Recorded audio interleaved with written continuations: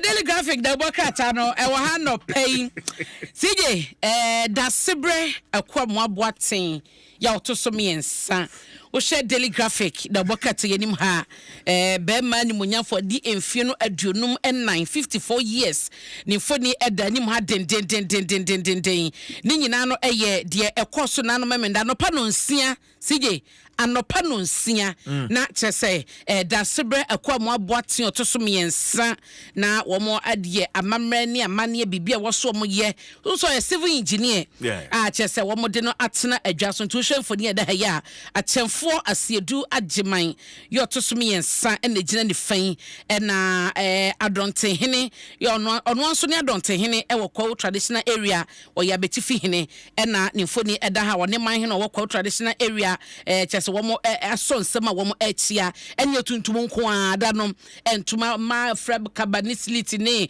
mema tutum ntuma nyina na nyinara eye tuntum na wo hwa asehine ene atohine fo a womo ewo abene ena womo esi hene nano memenda anopa ahomachimu ade besi anopa ewo abene no enan no eye wo say wo kronte hene wo abene na na simperedu otosum yensa achiame hene yo no wo abene na na asiedu kwa aben ba mu hene wo abene ye na na ntim sampon yo otosum yenu ena rempe hene wo abene eye bafo chirefo nyakon ya odikan enti wenum ni asi ahene ne etu ahene fo a womo ewo abene konto mo si hene wo masi hene wo mutu hene wo matu hene ti no ehu amane na da bokata ediaba ya omo echese da sebe kwa mo abota to sum yensa wono abesi da sebe kwa mo ajapo to sum yenu a wono omotu na fe last year ekwo na wie ye honom no ya omo chese otena so enfie enson ntu saka da bokata yi a enkomo ekoso ene se de koye nyina no nano memenda ewo abene kwaw ni nyina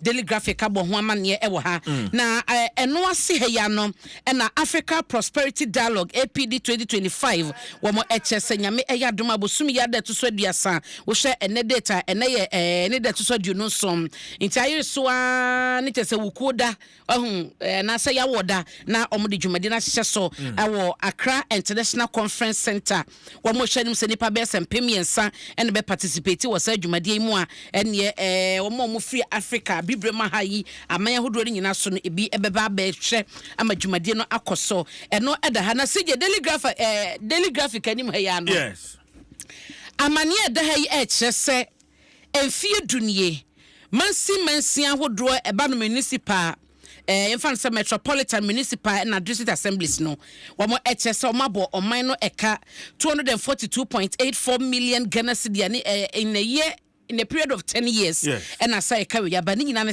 assemblies ahodo no da bokata ebo amane se omo efa enipa besa hasa eni adusia ensia 366 ya na omo eboa ejiji eto ewo mansimasi ahodo ni nyina musije ye ka musi ya na market wo dwom abehu ana omo bane abeti ticket ni sa ne ma no eti di padodo omo faye no wo mo chese sa period sika omutumi enya ema oman no eye 3.99 million Ghana cedi miwa no sika ne yedi to omoka eye 7.82 million Ghana cedi iti dipa na ya form adwumom no yeso omnyi sika man na yebo eka 7.8 million Ghana cedi omho no na sika omutumi de bra ye nyina sa period yebo sa kai no eye 3.99 million nije se eka bubro na mansi ahodo da bokratai ebodin ya ehesa enfiedu eka mabosoma no yewo Brim North Asene manso acrosso Brim South Atimansa kwa Bibrim Fantiakwa South Fantiakwa North kwa East kwa Afram Plains North Suhum Ayensua no ensawam aduagiri Lower Menya Equiapim North Aguna West and Abuakwa South de kanwo yesunafo South Afija kwa Bread North asunafo South Afija Kwabre North Ahafano South East Atwemanwa Biaja North Ejase Chedumase Mampong Ofenso North Otafo Brekum Doma Central Brekum West and Doma West Aguna West eka ho Abuakwa South Upper Dencha East Nhyiaiso Sub Metro Kumasi Metro Subin Sub Metro Atwemakwa Ngoma Kwada so Adanse Asokwa Seche Central Bodi Dwaboso Sehyoso Amenfi West Garu Gushegu Bandai ena Tripone sa assembly CCJ ena womo abo eka 242.84 0.84 million Ghana cedi woman to me ho content da bokata eka ho asem Professor Michael Pesa White eko siga eho en woko akodi ne dwuma Daily Graphic ani mama ne bo eno no Fatima to Abubakar Ajia wono ye kane so afa no wo hwe enkrato ehun sem na CJ wo hwe ensem da wokate ani mi ade Ghanaian publisher aka wo kyerese party no edi nkuguo no wo so mu nyina mu obibika omunyina wasem ka na so sa wo ye leader wo party nim na enkugu eba ye ene se de nyoma koye obi ani hon ma wo party nim according to we no obeka say na ye wo de ye die ene so omunyina mu na bibi wo hon ma ne ye sinka chi se de oye ye onim so oye ne famu de no na ko so go over beyond that ko be ye de ma party na di nkunim na so amasa into ase radio so kasa ne dede ne so bo no de nke be ya party leaders no enyai ema foot soldiers no monye na wo ye party penyi a wo na wo kita appointment anaso wo ye party candidate a eni so betena radio so na se TV so na wo kasa ebobodin ene ade wo se na no na ye GFK be kan wa sempa ekosi se won de course wo hu say spiritual na mi bisa Fatima ese nti ono hwe a spiritual na eno so de ye mu anka GFK wan kasa ka wankasa asem no kra eno ya futu ode ma party fo so bunyina emfa nkabom na no fie da we kosi se dwumade so ode asem we tudwa da bokrata mi anam ne kasa ye ena da bokrata ne nyina ede ho amane abanti eno so da ha na sije wo se ECG ne privatization a ehun komodi egu so ekoso a yewura ejonje na pojeje wate bedwakuo ya omo ekwa akɔhye ese wo betumi ede amamomo bosome so omo fa ho report emra no mo ha wa omo de ECG san krankra bekitem no mo dwumadi akoso no eno na Public Utility Workers Union yewura nyame ene ne drum kye se wo mo entia so ma reject ECG privatization move no omo chese nyade omo betumi ajeto ma na yeye de Ghanaian publisher aka ho asem ewo ha na Dr. Mahmoud Bawumia kane mampani abedi akire na wono eno mo chese ne hyehye bia wode ba da bokata eka ho asem ewo ne fa etoso miensa na de woka no nyina no ene ese wo hwe agenda ya na eno no abefo kwanso na wiase nyina efa so adidwuma ene ho enhyehye digitalization no eno na wo mo chese 2025 World Economic Forum WEF what Davos Switzerland do ne me no ekase no wo mo echese wo mo enso abeso asene wo ma recognize ehunu se esa wo boto ho ya ene wiase nyina ne Ghana nyina eno ne esa obi adidi dwuma no na sapa abasobosonko na akode ama no Dr. Kasia Atofosen na echese ne dwuma wokode wo finance ministry ho no de obebo man sika ho bra anaso obebo ho ban na enkoba se budget ayede to ho no yedi ama na broso obehye so omode hyehyɛ be adwuma na obia believe within the means usika yede ema wo na de bia wo ye no hye se enkotra ebeye mu pepepe ena ode sa rehye mu semi ama oman Ghana fo nyina na CJ asem we me hu ye over the weekend na ye me so yama bia ntisa na seta de na wo hye daily satellite da bokrata yi mu a mame emfantia sonkonko ma yewura omari wade CJ wonim se ne ka ye se Lexus LX 570 ana eno no kane constituency ono na no ye kane constituency chairman Emma MPP na omo chese ne kai ekita nui na jeze ne nkrofo kosizi ka ne se ya ban ka ene ka na esi eyi Lexus no ene da bokata yi dia ba Omari wa de se no ye national chairman vice former constituency NM say who say candidate na opportunity no ka ho bi yes na eno no mo chese wasi emra no oni mra no ene be kɔ no pepepepepepepepe so mo chese ora ekɔkɔgye ye wura yi ka a mo chese ka no eyo man ne ka ya ban ka nti mo kɔ ekɔgye ye eno mo chese o ma return ka no say o mo ye hwehwemu ni ade wie ye na according to the bucket ne ka no enya ban ka nti o ma sa de na de ama o ma sa return ne no ena the bucket chese ye wura omari wade wa vow ese obe fight against unlawful seizure of vehicle ne car no mokɔgye na ɛna momra kwanso no obe fight na say we o case Ah, well. You do I be home. Inteno Edaha, na and what you so see the boss and what they as that's from com ama omampani John Mahama appointment and in Saka daily satellite Eddie and Chimu Abba Ewaha. And what you so Fatima Abubakar and Kobono, the custodian the Bokata Akahwasem and Dr. Kasiato Force and Honsem bin Sudaha, ya watches Omunanka and Fankabo Munya Jumaden, na Emma Omanfo and Thomas cameraman for Ebutum. Na Ora Sylvester Mensah see when your appointment Eko Ghana Exim Bank Chief Executive Officer Honoko Akodini Juma the Bokate Abonosu Emwamanye na John Jinapo eno moche se wama anidaso aba ewo enyinama hode efam ho ti Ghana fo nyina eda wom ena the inquisitor the Bokata speaker Sumana Bagben eno no so eva ne wokantam Hanum say a few in corner we no na anti LGBTQ plus bill no na omayimra sibe fie na omagie tum na mampani so ednesa asase e no eni asem da ha na sije waso de ehun krata be kwa akoma attorney general and a minister for justice na wa momo futuo afade on betumi aye ho nti no ena da bokata ebo ho amane na kokko pharmacy binum so na sin Yera Joseph Boahin Edu ya kane no na wono na oda kokobod ano ehye ho entotoye ene ade no wo mo chese panyin yi no ya homa so omunipa won fomu kokko akuafo no won fomu nye hye na eno na chese wo mo eka o makosem echi mu dia fom ani so efie nwotwe o mampani di sa kokobod akonya no ema Yera Joseph Boahin Edu ya watena so afie nwotwe wodidi ne dwuma wie yese mampani no wo mo tese bia fom ni so pa na enedi omo ehye ne se Yera Randia Bay ena sije woko ho akodi ni dwuma wo ehye se wono eden sakraye kura ebekofa ho no ma ebeboa kua dwuma na kokwa akuafo so enye sika atombotom eno eye de inquisitor da bokrata eka de efa Yera Joseph Boahin Edu a woche se kokwa akuafo ena eka ne sei na mamemfa wo enko the news center na asem so da de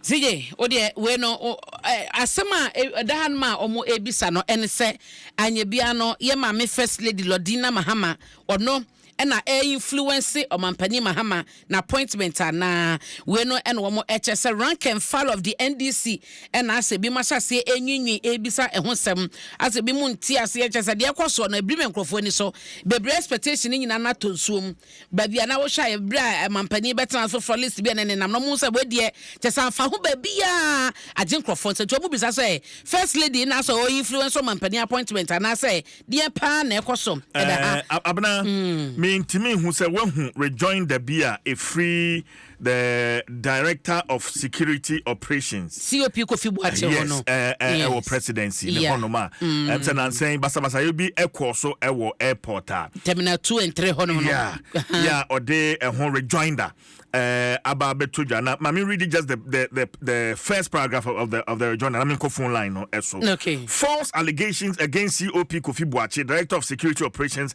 at the Presidency Jubilee House. Our attention has been drawn to false allegations claiming that COP Nathan Kofi Boache retired, Director of Security Operations at the Presidency Jubilee House, instigated chaos at Terminals 2 and 3 of the Kotoka International Airport. These claims are baseless and malicious. In fact, Command Sergeant Major Azuma, or a project manager, A5 Security Services. All correct, sir. Major Suminia. Bibia Mokode. Bibia Shadan Boko Airport Hasamaye. Adintia. Emucheche Munye. Yawada no 23rd January. Yes. Yawada Echemuya. From office now, Mammy be a friend, Madam Josephine, BNI, Mammy be Obai.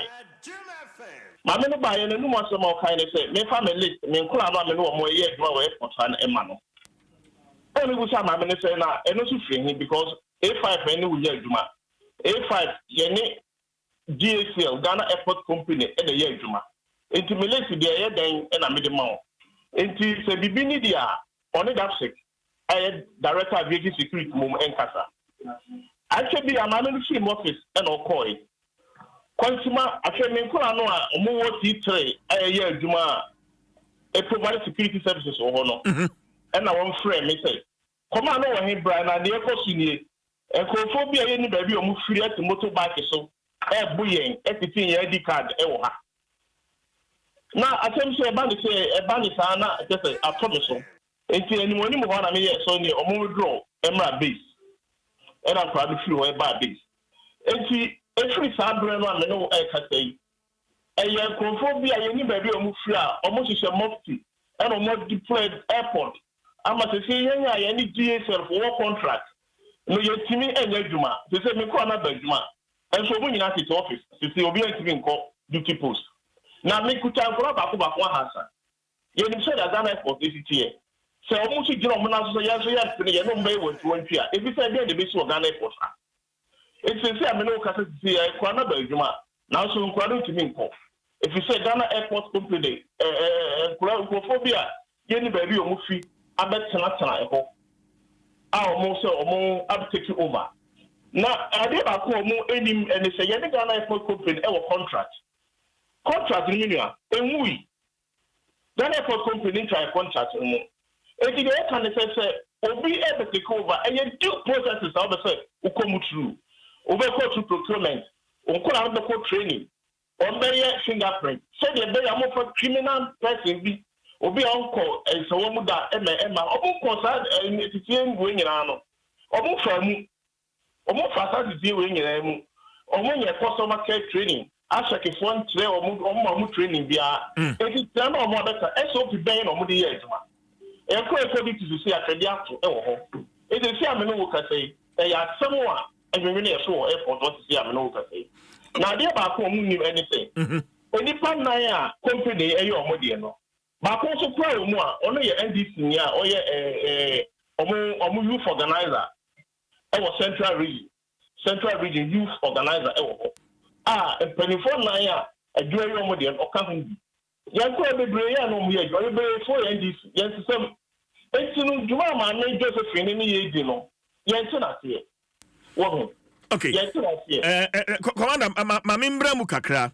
Nipa na ya wose company ni ye omodia emu ba akokra ye NDC ni no what we here for Commander ba ko na maka say me say na aka no de me am boss ebi mo edin no ba ko ye NDC ni e na omo aka PP for so ka ho bi so I need names here for so that we can put this conversation into proper perspective. I'm here for Commander ba ko ni Mr. Dekum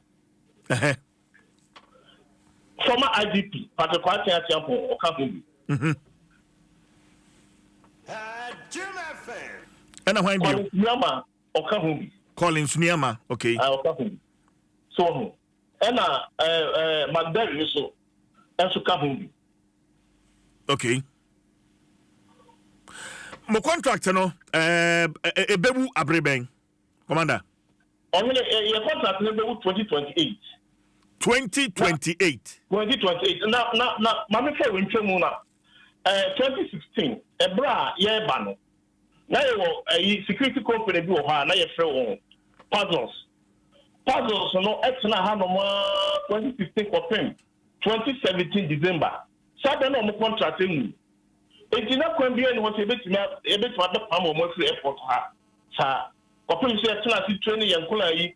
Emma omo ye police vet ye medical after if we training woman customer care be training woman ye dey o say ye nyina fa all the processes no mo and sana afino omo contract we e be take over but ye hu ni sa e wo ha okay ye dey ni so man Ghana dey asumdwe wo ha me ama ye osra ni ama kwa ko no ma hu sa say wontu bi say yi no so mo kwan na tire me bam si kan training ade ade bam fi ya airport so akonfo na mai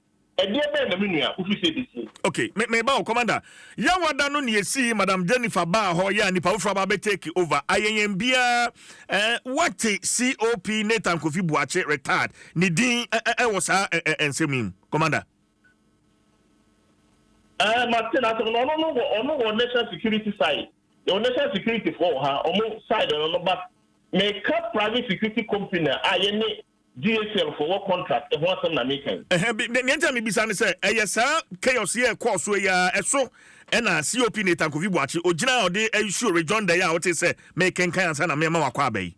Begin to understand or buy and I'll buy a no to crime. And from Ponoa, every combine or what I saw her. I am calling to me called duty. Who calls to see our second in the panel? Who calls to see our Trediato?